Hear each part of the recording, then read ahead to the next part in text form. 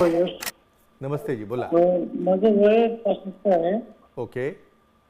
आणि एक वेळ मला म्हणजे पहिल्यांदा 21 मध्ये कोरोना झाला होता बरं बरं, ठीक आहे. आणि नंतर मग DBS डॉक्टरने हां. क्लिअर केलं. बरं. तेव्हापासून म्हणजे संसार वगैरे होऊ शकत नाही, लिंगामध्ये कठोरता नाही, असा अच्छा. प्रॉब्लेम. बरं, तुम्ही वॅक्सिन वगैरे घेतलं कोरोनाचं त्यावेळेला? हा. वॅक्सिन घेतलं कोरोनाचं त्यावेळेला? हो हो, व्हॅक्सिन घेतलं होतं. म्हणजे तुम्हाला असं म्हणायचं की कोरोनाच्या त्याच्यामुळे अगोदर सर्व तुम्ही काही चांगले होते. बदल झाला. बोला ना, बोला. हा. कोरोनाच्या अगोदर तुम्ही चांगले होते, लैंगिकदृष्ट्या चांगले होते, आता हो, तुम्हाला कोरोनाच्या कमजोरी आधी आलेली आहे. चांगलं होतं, नंतरही चांगलं झालं हां. होतं. आता अजून 24 मध्ये हां. GBS झाला. ओके. हां. आणि आता कमजोरी आलेली आहे, बरोबर आहे? हो. ठीक. सांगूया तुम्हाला. नक्कीच खूप छान प्रश्न आहे, सांगूया तुम्हाला. हे बघायचं मी सर्वांसाठी एक अतिशय सुंदर उत्तर देणार आहे. व्हॅक्सिन घेतल्यामुळं मला कमजोरी आली किंवा कोरोनामुळं मला कमजोरी आली, असं खूप जणांच्या कंप्लेंट आहेत. तर सायंटिफिक कारण सांगूया आपण.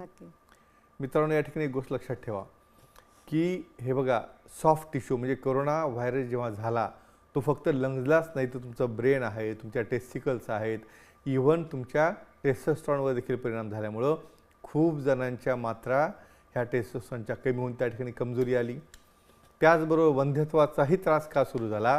कारण या टेस्टोस्टेरॉन लेवल बदलल्यामुळं त्या ठिकाणी स्पर्म क्वालिटी ही पुअर झाली, स्पर्मची मोटिलिटी कमी झाली आणि बऱ्याचदा काय झालेलं आहे, ज्या पद्धतीने लंग्सवर त्याचा परिणाम झाला त्याच पद्धतीने टेस्टिक्युलर टिश्यूवर देखील या व्हायरसेसचा परिणाम झाल्यामुळं नक्कीच खूप जणांना इव्हन जो डायबिटीज बॉर्डरलाईन होता किंवा कमी असलेला डायबिटीजसुद्धा तो बाहेर आलेला आहे.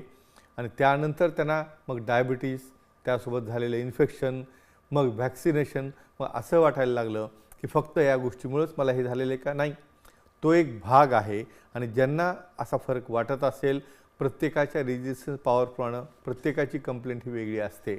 पण मित्रांनो, जरी यामुळे झालं असेल तर चिंता करायची बसायची गरज नाही. आपण काय म्हणतो आता, नाही मी कोरोना ओके झालो, आता बाकी काही करायची गरज नाही, असं नसतं.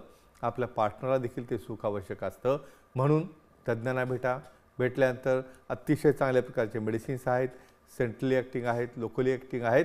गरज पडल्यास पी-शॉट थेरपी किंवा इम्प्लांट सर्किट ट्रीटमेंट देखील देऊन तुम्हाला या कमजोरीतनं बाहेर येता येतं. म्हणून तज्ज्ञांना, सेक्सॉलॉजी, युरोलॉजिस्टना भेटा आणि नक्कीच या समस्येतनं बाहेर या.